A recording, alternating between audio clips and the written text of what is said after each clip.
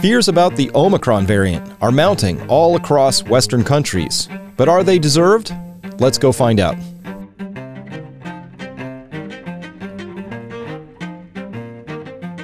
Hello everyone, Dr. Chris Martenson here, back with you again. Thank you to all of the followers of this channel.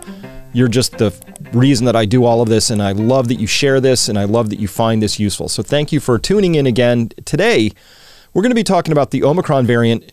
There's a tale of two narratives going on here. On the one hand, it's either the worst thing ever to come along because it's far more transmissive than the Delta variant, or it's the best thing to ever come along because it's far more transmissive than Delta, but milder. Which is true? Let's go find out. All right, we're going to start here. And great news so far. And I'm going to put a so far, make sure I get my drawing tool out here. So far, let's highlight that because here's what we're seeing. We're seeing here now in 3 different places in Africa, Namibia, South Africa, and also Zimbabwe. New cases per million, so normalized here on this axis. And you can see this is the Omicron variant. Look at these spikes right here. Those certainly look bad. Those are incredibly aggressive spikes. No question about it. The Omicron variant so far is very transmissive. But what are we not seeing? These are deaths down here per million, absolutely flatlined. So it is very transmissive, but it's not sending people, well, to the morgue. And if that's the case, and it continues, this could mean the end of COVID. Why? Because we'll have something that's highly transmissive, but isn't leading to bad health outcomes. So it won't clog the hospitals, isn't killing people, maybe isn't harming people. This is what the data says so far, early data. So let's keep going. However, that's not what we're seeing in the news right now. We're seeing a very aggressive set of official responses coming out of some countries to the Omicron variant. And here are a few of those. UK scientists urge more restrictions to fight the Omicron surge. So UK scientists very worried about this.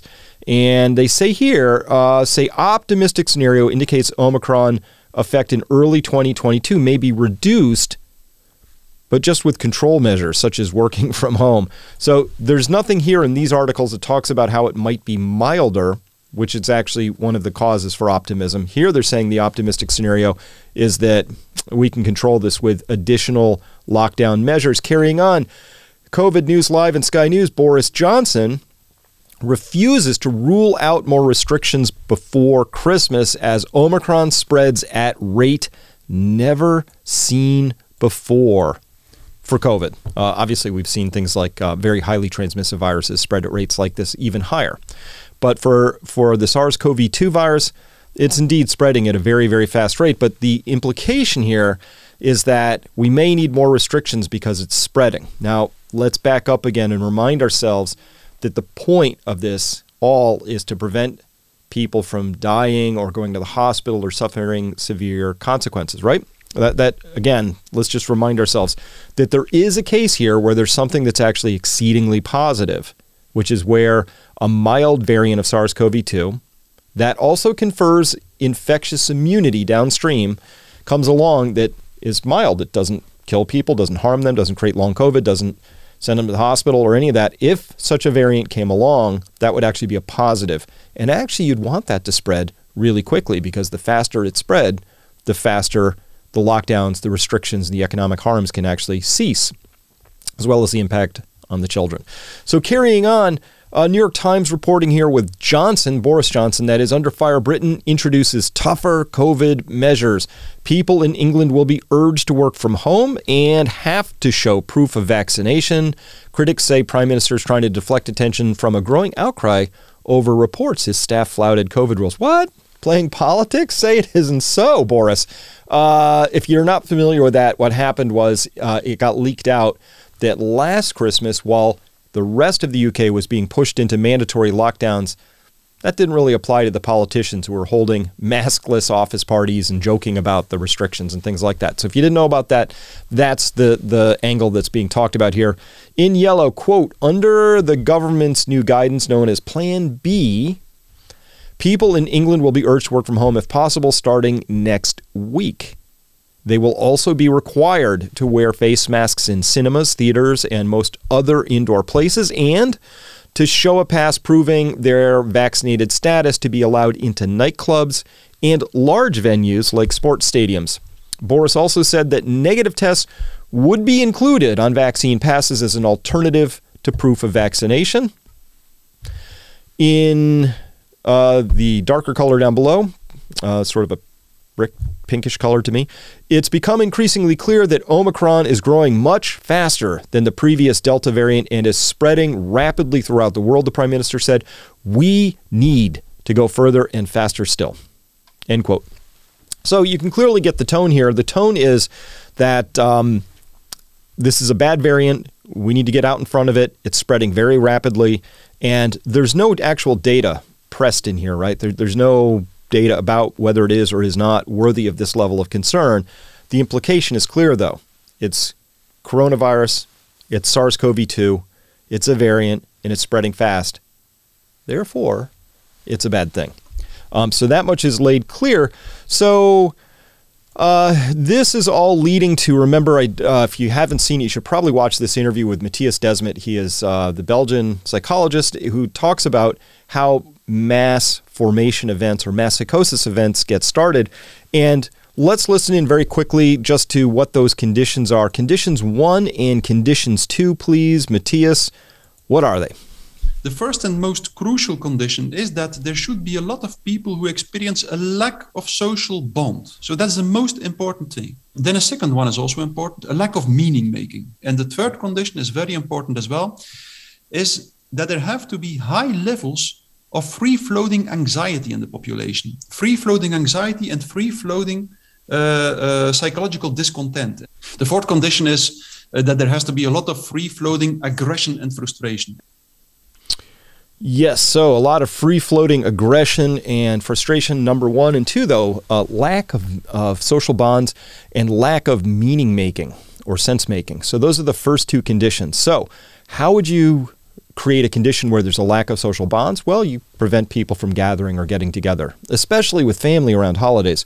A lack of sense-making would be that you would require people to do things that are proven to not make a difference, but make it very important that they follow those.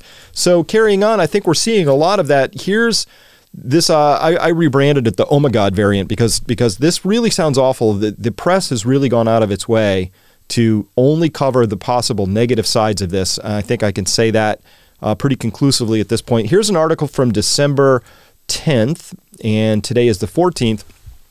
Quote, and this is in Fortune magazine, quote, "The Omicron COVID-19 variant is barreling through the British public as the UK government rushes out new restrictions and a booster jab push, risking a public backlash as the holiday season arrives. Cases of the new variant have doubled every 3 days in the UK, although experts warn that this figure likely underestimates how many of the 50,000 people in the UK who tested positive for COVID Thursday have the new strain.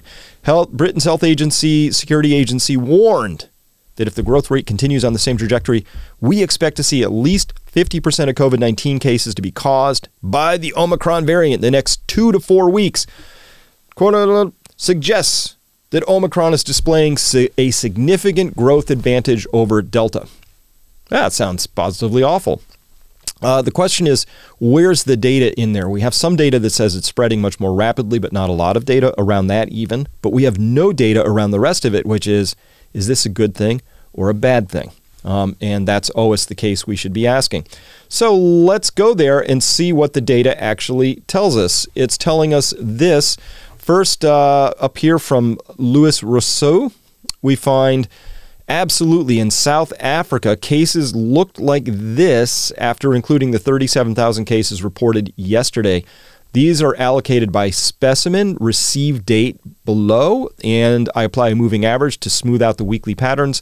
This is on a log chart down here, so anything that's on a log chart that's a straight line is growing exponentially. Here's the date that they came in. We see 2 different rates in here. First, a very, very explosive rate here in the pink line, and then still linear, so it's growing exponentially, but at a lower rate there. So if we were going to graph this in a linear chart, it would really be nosing over a bit, but this is a very explosive growth, and that's what we see. So absolutely, Omicron spreads very rapidly, at least in South Africa. However, in the Gauteng province, when they started comparing the early projected deaths for Delta as compared to the Omicron, what they found out running these models out, and hey, the models could be wrong, but here's what they say early on. When you compare these two trajectories, we find that the projected deaths for Omicron are projected out at only 4% of what came out from the Delta wave. That's what early projections say. So on a mortality basis, that's pretty good news when you have a 96% reduction in deaths. There's some confounding things in this data, of course. Hey, some of the people who didn't survive the first wave were among the weakest. Maybe they wouldn't have survived this Omicron wave if they were still alive. So we have something called survivor bias tucked into that. And as well, it's possible that people who have already had COVID in an earlier form are therefore much more immunized, and as well, there's the possibility of vaccination. So there's some confounders in here, but the early returns for South Africa suggest 96% lower rate of death. And here's what some of that data actually looks like. I showed you this in the earlier first slide where we started. We see the cases up, but deaths are really flat down here. So let's dig into that a little deeper. This is a great decoupling. Here are the 3 prior waves of COVID that came through South Africa. You have the original alpha wave down here. We've got a lot of beta here. This is the Delta wave. And so what you see here are cases in the blue line. We have admissions in this tannish line, and then we have deaths here in this reddish line. What we saw early on was we actually saw cases and deaths and admissions rising before the case counts caught up. And that's because, hey, we didn't know how to test. People are just showing up at the hospital. Often you would see the admission first, the death second, and then testing caught up with that after the fact. So let me back a few of these up so we can see those colors more easily. Same thing with the second wave. First thing out of the gate was admissions first, and then we saw deaths and cases, but tracking very, very closely would start to catch up. A Delta wave, same thing. First thing out of the gate is admissions to the hospital, and then both deaths and case counts right on its heels. So that's been the behavior of the prior 3 waves. What are we seeing this time? Exploding case counts right out of the gate. Maybe that's better testing, more urgent testing. But for now, the admissions to the hospitals are a fraction of what they were in other places times when they were pretty much coincident, with the cases and deaths lagging way behind here. So this is the great decoupling. This is very good news, because what this is suggesting here early on, and this could change, but for now, what we're seeing in this data says that Omicron spreads very, very rapidly, leads to a marked reduction in hospitalizations as compared to any of the prior waves, again, in South Africa. And we know that we have early reports from South Africa of hospital directors saying, hey, people are coming to the hospital for Omicron, but it's a lot milder. They're spending less time. They need less oxygen. They're progressing to less serious cases of that. And of course, we're starting to see that in the death data, which is now, we're far enough along in this. We're a little over a month into the explosion of the cases in South Africa. Normally 3-week lag before you start seeing deaths really turn up. They have turned up, but in a very, very modest way so far. So again, explanations for this behavior could be, hey, there's high prior infection recovery rates. True. Serological testing says in South Africa, 70-80% of people seem to have already been exposed and had a response to COVID before. So what does that mean? Hey, if you've had a prior infection, that is one of the best forms of protection you can have for serious consequences coming downstream for prior versions of COVID. Is Omicron that different? We don't know. But so far, it looks like it's not that different, and it may be that prior infection recovery is providing a fairly robust protection against Omicron. Possible. Vaccinations, I think that's less of an explanation here in South Africa, where I think they're boasting about a 20-30% vaccination rate. Could be helping. Certainly there's more vaccination in this wave than there were in the prior waves. There was 0 here, very low here, and so there is a higher rate of vaccination here. Could be probably has some level of explanation, and maybe we're just seeing earlier testing and awareness, so people are coming in and getting tested. All possibilities, but for now, what we're seeing is we can say whatever that combination of prior immunity plus low rates of vaccination in South Africa, also a younger country, on average than other countries out there, that Omicron is so far not that serious. And so that's a really good thing to see. In fact, when we look at it this way, and this comes to us courtesy of the inestimable COVID-19 Crusher on Twitter. I don't know who this person or persons are, but man, they do a great job tracking all this stuff. At any rate, what we're seeing here is they say here that in the UK, they flattened the curve with the vaccine. This is their story about that. Here we're seeing this massive flattening of the mortality curve in South Africa, and that's really just courtesy of Omicron. So what we're looking at here is the case fatality rate of COVID-19 going from a very, very ridiculously high, around 10% here at their peaks, at their worst, crushing all the way down and approaching zero now down here on the Omicron wave. So again, suggestive, very good news early on. That's what we would be seeing there.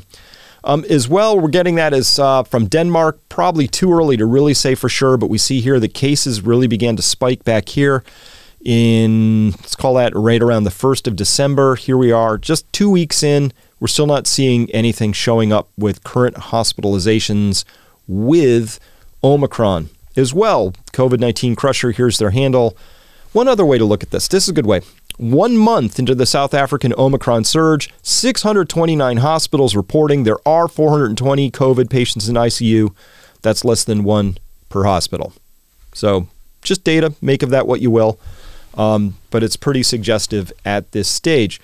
So that is the data we have right now of the place where we would be looking for our early signals to get a handle on, hey, how bad is this thing? It's been running for a month down there in South Africa.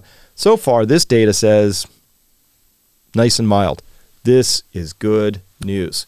So how is good news received around the world? Well, it kind of depends. Remember, condition 3, and this is of creating a mass psychosis event, is creating high levels of free-floating anxiety. So let's check in. One of the largest boosters of free-floating anxiety out there is this guy, Professor Peter Hotez. And he's out of Texas. This guy really loves the free-floating anxiety, I would say. He says, why the silence from the White House and federal agencies on what's happening with Omicron in the UK and what it means for our U.S. health system in, say, 4 to 6 weeks so we can get prepared. Also, the timeline on declining, those are VNA as vaccine neutralizing antibodies, the timeline on declining VNA after boosters and when we become vulnerable again. Lots of likes. People are sharing this pretty aggressively. So what he's saying here is, this thing's coming. We better get ready. So maybe we ought to get more boosters. Again, it's this over-focus. Remember, in a mass psychosis event, according to Professor Desmet, what happens is it's like hypnosis, where you become overly focused on just one thing. One thing. You become focused on the hypnotist voice. Here, all we're focused on is the vaccines and the boosters. Like, this is the only thing we can do to get ready for this thing that's coming along. But in fact, we know there's lots of things that could be done, right, in terms of getting our terrain boosted. Early treatments aren't mentioned. It's just there's this one thing. It's all about the vaccine. And I find that a little inappropriate at this stage because we have lots and lots of information to suggest that a multi-factor approach, a multi-combo drug approach on early treatment and also in the hospital, that it's a multiplicity of approaches that actually is sensible and has lots of data behind it and is the thing that we should be pursuing. When we have somebody like this, my opinion is he just continually is focusing on there's just this one thing. There's this great fear, this great bad thing that's coming, and there's only one thing we can do. And it's all about the vaccines and the boosters, which is starting to break down because, as we know, that story is really shredded at this point in time in terms of how durable the vaccines really are, how much protection they really offer. And by the way, Omicron looks like a variant that's almost specifically designed to evade a single point antibody approach. All right. There were some responses under this, and these are just the top 3. I didn't go selecting. I just grabbed the first 3 because I want to talk about what I'm seeing as people who seem to really be looking to go down this path of saying they like the fear. Like, these are people, my opinion, not data, are really focusing around the fear. Here's Sergio coming in and saying, hey, Peter, you need to go on MSNBC, Maddow, and CNN and sound the alarm. So clearly saying there's a set of outlets that he thinks are more appropriate for sounding the alarm. Families are under the impression they are safe to gather for the holidays. Try as I might, I'm being told I'm worrying too much and that it's not a big deal. I am begging you as well, Dr. Eric Ding, to speak up. So Sergio's just, and by the way, he's got BLM and social distancing now in his self-described moniker above. Sergio's really asking and begging here, please. This is, he's very alarmed by this thing and wants an authority of his to go on MSNBC, Maddow, CNN, and really sound the alarm. 7 Cat Kentucky writes, yes, very worried about a family funeral scheduled the week after Christmas. Terrified about that. Even though triple vaccinated, scared to death about it. Seems like a possible super spreader. I understand the grieving collectively, but wouldn't virtual be much safer? And then D writes in, I'm beginning to think that we're all in it for ourselves now. Hospitals are full in my area. If a neighbor hadn't told me, I wouldn't have known. No one in government is even talking about it. 2 possibilities there, D. Your neighbor's wrong, or somebody's hiding this from you. So those are the 2 possibilities. What I'm really illustrating here, though, is that these are people who are all displaying something. They're displaying very high levels of free-floating anxiety. They don't know if their triple vaccination status is good enough. They're worried about super spreader events. They think people aren't alarmed enough. And all the data we have right now, and this is just data, and it could change, but all the data we have right now says there's really nothing to worry about. We don't have a lot of fear. In fact, this is a very hopeful sign, what we're facing right now. So let's listen in. This is a really cool little clip. So this is LBC is out of the UK. They're grilling this woman who is a South African hospitalist, and they're asking, see if you can detect where the interviewer falls in terms of how they would love to be able to portray Omicron. The problem is we can't know that they're going to be mild. We hope, my God, we hope that they will be. And given that vast swathes of our population are double jabbed, much more so than in South Africa, we hope that that's going to be one of the ways in which they are mild. But we don't know. And so the most cautionary thing to do is to make sure that hospitals are not overwhelmed if it's not mild. And so we put in these measures. Do you think that's a reasonable response? Well, that's a reasonable response. But, after 4 weeks, this is now our 4th week, there's no reason why you can't trust us when we say to you it's mild disease. We're not saying that there will be sick patients. That's not what we're saying. We say the majority is mild. There's no need to hospitalize any of these mild cases. There's really no need. And these patients recover within about 5 days. Whether you are a child, whether you are 80 years of age, whether you've been vaccinated, whether you have not been vaccinated, whether you have suffer from mild diseases, other comorbidities, this is what we see. This is the real life. This is the real experience that we are having. And if we have seen that there are really severe diseases and cytokine storms, everyone was afraid that might happen 2 to 3 weeks later. Well, in primary healthcare, we passed that 3 weeks and we haven't seen it. Again, highly contagious. Yes, you can have 1 million cases. You can have even more than that because it's highly contagious. But the severity of the disease is not Delta. It is mild disease. And yes, you will get people that's going to be sick, but it will be the minority. Our ICUs at this stage is not full. Our hospitals, public sector hospitals, 1 or 2 of the hospitals say that they are seeing an increase, but they don't have a lot of beds. Primarily COVID-19, as we have seen with Delta, after, and I've said this before, between day 5 and day 7, we had to see the patients back because the cytokine storm normally happens about from day 10, and we had to prepare for that. That is not happening.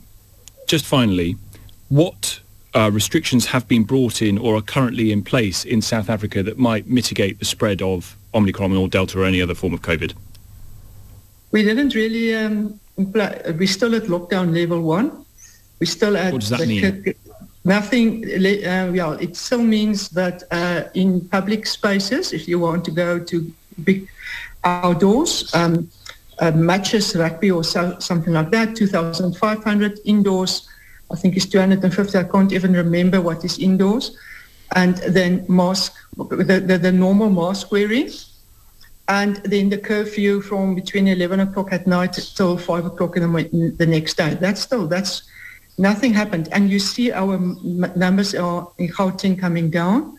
The curve is also in Gauteng not so steep anymore. It, however, did spread to the other provinces. But again, it's mild disease. You can speak with our specialists in the hospitals, in private sector, public sector.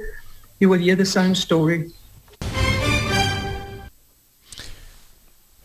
Well, that's actually the data from somebody on the ground where Omicron's been spreading for a month. Unequivocally, it's mild, and this is really good news. And you would think that this would be something that would be seized upon and talked about, and we would want to understand that very, very quickly, because that's really good news. So I mentioned this a while ago. It was actually after, it was in the context of, this is from August 2021, when I was interviewing Geert Vanden Bossche, and he talked about this immunized, there could be escape variants, and he said back then, hey, listen, we may yet see a worse variant come along, or it may be a kinder, gentler variant. I think that's what's just happened here. It's pretty astonishing if that's the case, and so that's really good news. Now, the problem we're going to be facing is that there are some people who won't receive that as good news. They're going to be receiving that as bad news, because they're kind of, committed to this being a very terrible thing. They've wrapped up a lot of their identity around COVID being a really awful thing. We're starting to find out that there are lots of early treatments, that there's a lot of complexity to this, there's some nuance to this, and we're starting to ask, I think, more reasonable questions as a culture, which is costs, benefits, risks, costs. How do we balance these things out? And so we're starting to emerge out of this mass psychosis event. At least some people are. Now, we got to talk about this some more. I'm going to have part 2 of this for my members over at Peak Prosperity. We will be talking about this mass psychosis because it is definitely proceeding apace in a number of countries. So we're going to talk about all the countries where this is happening in the construct of the 4 conditions of mass formation that Matthias Desmet laid out, which is weak social bonds, loss of sense-making, free-floating anxiety, and then that anger and fear. That's the part that's starting to come out in the social unrest we're seeing. And of course, the social unrest, I think, is going to go on afterburners because we have to talk about this economic storm that's on the way, including today, just released U.S. producer price inflation jumped to 9.6 in November, largest year-over-year increase on record. Federal Reserve is really caught in a bind. This is going to have enormous policy implications and human implications. So we're going to be talking about that. So come on by if you like this kind of conversation. Hey, come on by. We'd love to have you there. So conclusions for episode 39. What do we got so far? Underlined, so far. This could change, but we're going to keep tracking the data because if the data changes, we'll change. So far, Omicron is looking like a very positive development. It has a high rate of transmission and a low rate of hospitalization in death so far. But this is great news so far. Here's what we don't know. We don't know if Omicron has any long-term effects like long COVID. We don't know that yet. Too early to say. We don't know if vaccinated or unvaccinated have a better or worse encounter with this thing. We don't know. We did get a glimmer from the woman from South Africa said, kind of looks like it's mild in both vaccinated or unvaccinated, and it spreads kind of equally within both groups. So I think we could say I think we've got an early sign that there isn't a difference between those two groups yet. And what we also don't know, thirdly, is if Omicron infection then confers lasting immunity like prior infection with the earlier variants, too early to say. But we have our hopes because, a lot of the features in the Omicron on its outer surface of the virion particle haven't changed. The nucleocapsid protein doesn't have a lot of mutations in it. The spike protein has a lot of mutations, but the E protein doesn't have a lot of mutations. Okay, however, third bullet point down, the response to Omicron by various governments, mostly principally in the West, Canada, looking at you, Germany, looking at you, UK, yep, Australia, US. It's been comically overblown at this point. It's not data-based. The data simply does not support the stricter measures, assuming the point of all this wasn't to prevent cases, it's to prevent the hospitals from being overwhelmed and to prevent a mass casualty event like that. Of course, that would be the point of a lockdown, because with something as infectious as Omicron, guess what, people? Everybody's going to get exposed to it. We're all going to have our run-in with it. The point of flattening the curve is to just spread that out so that you don't overwhelm your hospitals with a big crushing wave like that. Otherwise, with something this infectious that seems to be infecting both vaccinated and unvaccinated equally, all you could do with a vaccine where you boost your immunity up above a certain level is push that up high enough, long enough that you just delay the date that that breaks down on you and you get it anyway. So that's how I'm seeing it right now. And by the way, the media has been fanning the fear flames too. Shame on them. No good reasons for that whatsoever. The media really has an important role that they are, again, failing to fulfill, which is why I'm here with you today, because we just got to look at the data. So far, the data says Omicron is good news. By the way, time to break out our compassion. I really do think we should have a march of dimes so that we can help those who are afflicted with data hesitancy. I'm talking to you, media. I'm talking to you, all the people who are addicted to this Omicron being bad. Data hesitancy, it's a very serious condition. It can lead to poor decisions and living with an unhealthy level of unnecessary anxiety. So as we wrap up here today, I want to invite you again, come on over Peak Prosperity. I do believe that even as we're winding down on COVID, I hope we're winding down on COVID. I hope that we don't see the governments really triple and quadruple down on their fear and control measures because they kind of got addicted to that, politically speaking, or for whatever their reasons and rationales are. It's unfortunate because the damage is real to the families, to the kids, to our futures, to the economy. All of these things are very much in peril at this point in time. So this is why it's critically important that you share this video, that you talk with your friends and neighbors about things, that you simply say, I don't agree with this stuff, if you don't, right, around how we have to restrictions and shut ourselves down and really hamstring ourselves, because if Omicron is as advertised, if it has a 96% reduced mortality rate, this is actually puts it below a seasonal flu in terms of its overall actual health impact on us as individuals. And then collectively, we have to understand that all-cause mortality is now higher this year than last year, which means the collective sum total of our policies at many nation-state levels is collectively doing more harm than COVID itself. And that's something we have to talk about, and I will be talking about that too in part 2. More than ever, we need to come together and we need to resist the madness, as it were, so that we can get ourselves out of this and get back to the serious business of all the things we should attend to here economically, with energy policies, environmentally. All sorts of things need doing once we can get ourselves out of the COVID narrative, which is very narrow. And so it's time to break that spell. That's all I have for you today. Thanks for listening. See you next time.